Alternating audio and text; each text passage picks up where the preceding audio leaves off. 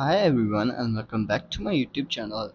So guys, today in this video I'm going to tell you how to fix operation could not be completed in Cash App issue.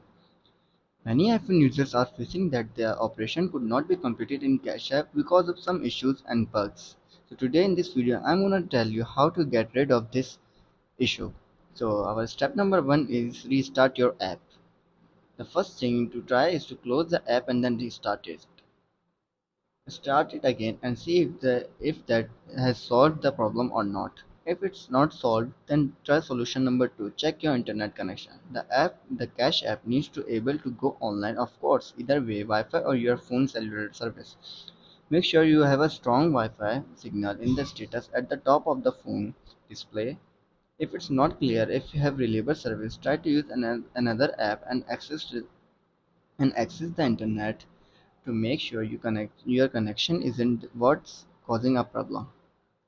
Then our step number 3 is clear the Cache App data cache. Normally you can access your data quickly and easily if Cache App storage data is cached file. Yet it may stop the app from running properly when the cache is overloaded or corrupted. It is suggested to clear the cache and get Cache App running smoothly again.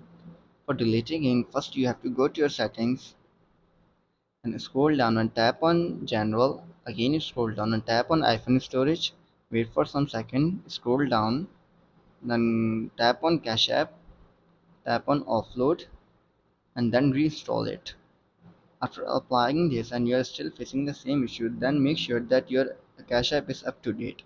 An outdated application can be riddled with bugs and glitches, which might explain why you are unable to complete a transaction with Cash App.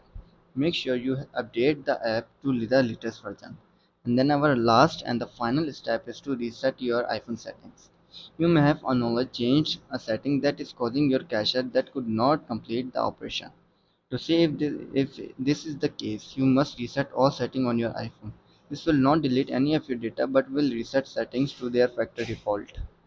For resetting your settings, first you have to go to your settings and scroll down and tap on general. Again scroll down and tap on transfer or reset iPhone. Tap on reset. Tap on reset all settings. Enter your passcode and fix your issue. So guys, if this video helps you, then make sure to like and subscribe my YouTube channel for upcoming videos, and thanks for watching.